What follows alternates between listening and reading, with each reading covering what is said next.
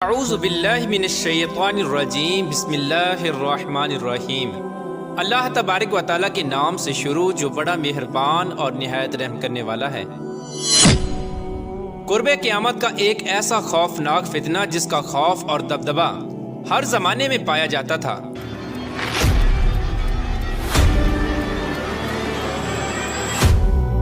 اس فتنے کا ذکر اگر صحابہ کرام کی مجلس میں ہو جاتا تو صحابہ کرام زاروں کی تار رونے لگ جاتے اور اللہ تبارک و تعالیٰ کی پناہ مانگا کرتے۔ پیارے دوستو، آج کی اس ویڈیو میں ہم بات کریں گے کائنات کے سب سے بڑے فتنے کی، یعنی دجال کی، کہ دجال کون ہے اور دجال حقیقت میں کس شخصیت کا نام ہے، اور دجال کی پیدائش کب اور کیسے ہوئی، اور دجال کے ماں باپ کون ہیں، اور کیا حضور پاک صلی اللہ تعالی علیہ وآلہ وسلم کے زمانے میں بھی دجال موجود تھا، اور دجال اس وقت کہاں ہے، اور دجال اس دنیا کے اندر کب ظاہر ہوگا۔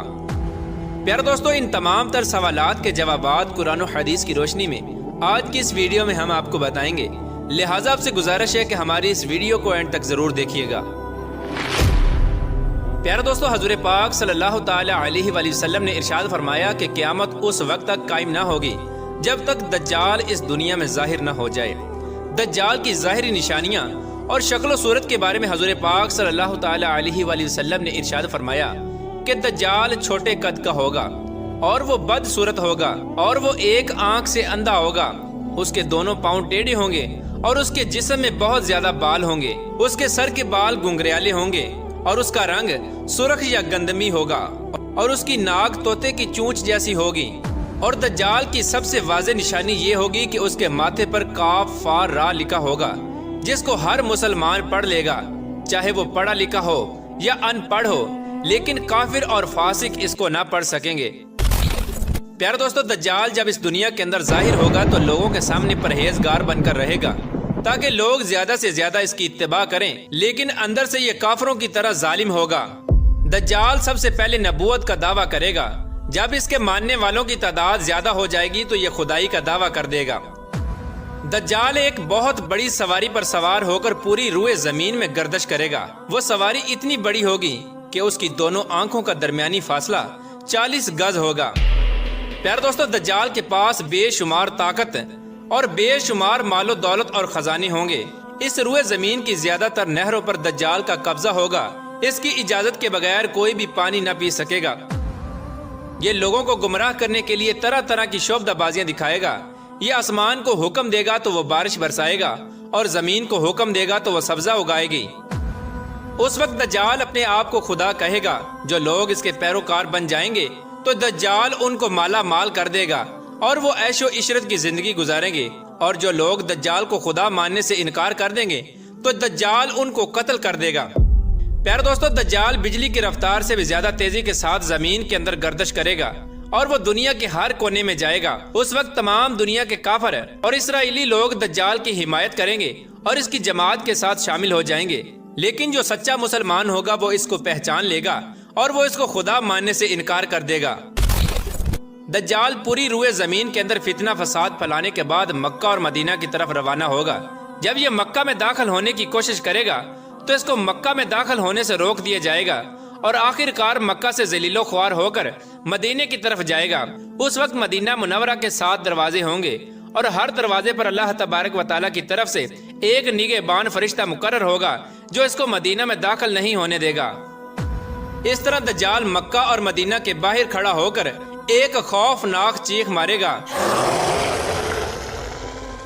اس وقت مکہ اور مدینہ کے اندر جو لوگ بھی منافقین ہوں گے وہ یہ آواز سن کر مکہ اور مدینہ سے باہر نکل آئیں گے اور دجال کے گروہ میں شامل ہو جائیں گے۔ پیارے دوستو، دجال 40 دن تک اس دنیا کے اندر رہے گا، اور بالآخر حضرت امام مہدی علیہ السلام اور حضرت عیسیٰ علیہ السلام کے ساتھ اس کا مقابلہ ہوگا۔ اس وقت دجال کا لشکر دنیاوی اسباب کے اعتبار سے مسلمانوں سے مضبوط ہوگا۔ اس وقت مسلمانوں اور دجالی گروہ کے درمیان ایک بہت بڑی جنگ ہوگی۔ اس جنگ کے اندر دجالی ہار جائیں گے اور دجال کے لشکر کو بہت بڑی ہار کا سامنا کرنا پڑے گا۔ اس وقت دجال حضرت عیسیٰ علیہ السلام سے ڈرتے ہوئے فلسطین کی طرف بھاگے گا، اور حضرت عیسیٰ علیہ السلام اس کا پیچھا کرتے ہوئے اس کو مقام لد پر پکڑ لیں گے، اور اللہ تبارک و تعالیٰ کے حکم کے ساتھ دجال کو قتل کر دیں گے۔ پیار دوستو، اب بات کرتے ہیں کہ دجال کون ہے اور اس کے ماں باپ کون ہیں۔ دجال کی پیدائش کے متعلق مختلف روایات ملتی ہیں، جیسا کہ رسول پاک صلی اللہ تعالی علیہ وآلہ وسلم کے دور کی بات ہے کہ جب مسلمان مکہ سے مدینہ کی طرف ہجرت کر رہے تھے تو انہی دنوں میں مدینہ کے اندر ایک یہودی عورت نے ایک بچے کو جنم دیا جو پیدائشی کانا تھا۔ یہ بچہ پیدائش کے اعتبار سے عجیب الخلقت تھا۔ بچپن میں یہ مدینے کے اندر بچوں کے ساتھ کھیلا کرتا تھا، لیکن آہستہ آہستہ یہ بچہ مشہور ہونے لگا اور اس نے مدینے کے اندر اپنے اوپر وحی یا القاء آنے کا دعویٰ کر دیا، اور یہ بچہ لوگوں کے ساتھ عجیب و غریب اور پر اسرار باتیں کرنے لگا۔ جب اس کی ماں کو اس بات کا علم ہوا تو اس کی ماں حضور پاک صلی اللہ تعالی علیہ وآلہ وسلم کے پاس آئی اور اپنے بیٹے کا سارا حال حضور پاک صلی اللہ تعالی علیہ وآلہ وسلم کو بتایا، اور اس بچے کی ماں حضور پاک صلی اللہ تعالی علیہ وآلہ وسلم سے یہ گزارش کرنے لگی کہ آپ اس کا معائنہ کریں کہ یہ کیا کر رہا ہے۔ ایک دن حضور پاک صلی اللہ تعالی علیہ وآلہ وسلم صحابہ کرام کے ہمراہ اس بچے کا معائنہ کرنے کے لیے اس کے گھر کی طرف روانہ ہوئے تو آپ نے رستے میں اس بچے کو انصاری بچوں کے ساتھ کھیلتے ہوئے دیکھا۔ اس بچے کا نام ابن سیاد تھا۔ اس وقت حضور پاک صلی اللہ تعالی علیہ وآلہ وسلم کے ساتھ عمر ابن خطاب رضی اللہ تعالی عنہ اور دیگر صحابہ کرام بھی موجود تھے۔ اس وقت ابن سیاد بلوغت کے قریب تھا لیکن جوان نہیں ہوا تھا۔ حضور پاک صلی اللہ تعالی علیہ وآلہ وسلم اس کے قریب گئے لیکن اس کو پتہ نہ چلا تو آپ صلی اللہ تعالی علیہ وآلہ وسلم نے اس کی کمر پر ایک ضرب لگائی اور ابن سیاد سے فرمایا، کیا تم گواہی دیتے ہو کہ میں اللہ کا رسول ہوں؟ تو ابن سیاد نے آپ صلی اللہ تعالی علیہ وآلہ وسلم کی طرف دیکھا اور کہا کہ میں گواہی دیتا ہوں کہ آپ اللہ کے رسول ہیں۔ پھر ابن سیاد نے حضور پاک صلی اللہ تعالی علیہ وآلہ وسلم سے کہا کہ کیا آپ گواہی دیتے ہیں کہ میں اللہ کا رسول ہوں؟ تو آپ صلی اللہ تعالی علیہ وآلہ وسلم نے ابن سیاد کو چھوڑ دیا اور فرمایا کہ میں اللہ اور اس کے رسولوں پر ایمان لایا۔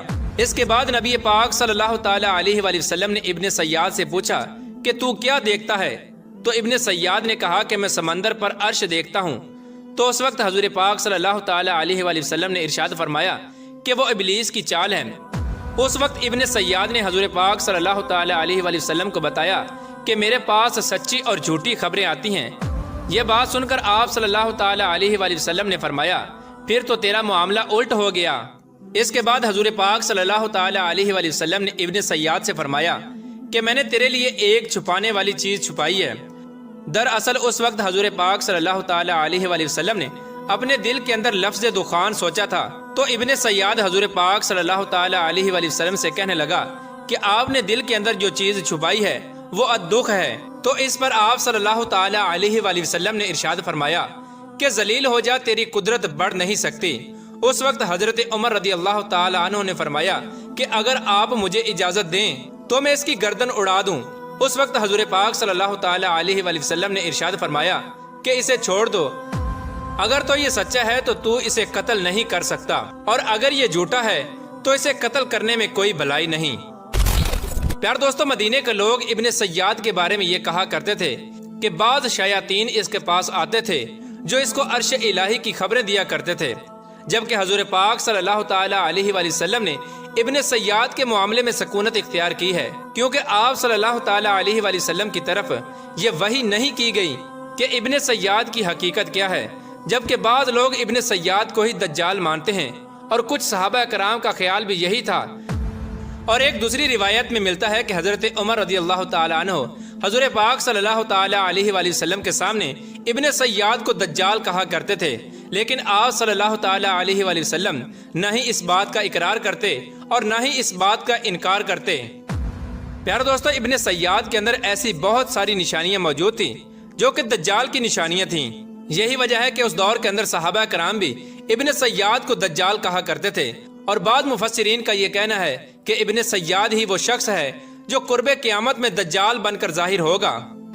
حضرت ابو سعید خدری رضی اللہ تعالی عنہ بیان کرتے ہیں کہ ابن سیاد مجھ سے کہنے لگا کہ میں دجال کے ماں باپ کو بھی جانتا ہوں اور دجال کو بھی جانتا ہوں۔ تو اس وقت حضرت ابو سعید خدری رضی اللہ تعالی عنہ نے ابن سیاد سے کہا کہ کیا تو اس بات کو پسند کرتا ہے کہ تو ہی دجال ہو؟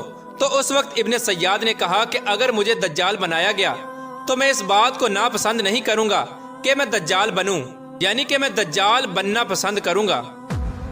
پیارے دوستو، بعض مفسرین کا کہنا ہے کہ ابن سیاد دجال نہیں، کیونکہ یہ بعد میں ایمان لے آیا تھا، بلکہ دجال حضرت سلیمان علیہ السلام کے دور میں جنات اور انسانوں کے ملاپ سے پیدا ہوا تھا اور اس کے ماں باپ کو قتل کر دیا گیا تھا، اور دجال کو ایک جزیرے کے اندر قید کر دیا گیا، اور یہ انسانوں اور جنات کے ملاپ سے پیدا ہونے والا بچہ یعنی دجال آج بھی اسی جزیرے کے اندر قید ہے، اور اس کے ساتھی شیطان اس کو ہر بات کی خبر دیتے ہیں۔ دجال کی پیدائش کے بارے میں حضرت امام زرقانی رحمۃ اللہ تعالی علیہ بیان فرماتے ہیں کہ دجال وہ فتنہ ہے جس کو اللہ تبارک و تعالی نے اس وقت پیدا فرمایا جس وقت حضرت آدم علیہ السلام کو جنت سے نکالا گیا تھا، اور دجال کو بنا ماں باپ کے پیدا کیا گیا، اس کا کوئی ماں باپ نہیں۔ پیار دوستو، حقیقت تو یہ ہے کہ دجال قرب قیامت میں ظاہر ہوگا، اور اس کی جو نشانیاں ہوں گی وہ واضح طور پہ حضور پاک صلی اللہ تعالی علیہ وآلہ وسلم نے اپنی احادیث کے اندر بیان فرمائی۔ لیکن یہ دجال کہاں ہے، اور یہ کہاں سے آیا، اور یہ کیسے پیدا ہوا، اور اس کے ماں باپ حقیقی طور پر کون ہیں، اس کے بارے میں کسی کو کوئی علم نہیں۔ اس کا علم صرف اللہ تبارک و تعالیٰ کے پاس ہے۔ اللہ تبارک و تعالیٰ بہتر جانتا ہے کہ دجال حقیقت میں کون ہے اور یہ کیسے پیدا ہوا۔ اللہ تبارک و تعالیٰ سے دعا ہے کہ اللہ تبارک و تعالیٰ اپنے پیارے حبیب حضرت محمد مصطفیٰ صلی اللہ تعالی علیہ وآلہ وسلم کے صدقے ہمیں دجال کے فتنے سے بچائے اور ایمان کی سلامتی کے ساتھ ہمیں جینا مرنا نصیب فرمائے۔ خدا و درشد سے قیمتی بیان چیتا سوار ادلو اجتناب کوئی ملاوی کو پیو نیکسٹ ویڈیو کی پیو نیکسٹ ٹاپک سرا منگلا را کی اجازت۔ السلام علیکم ورحمۃ اللہ۔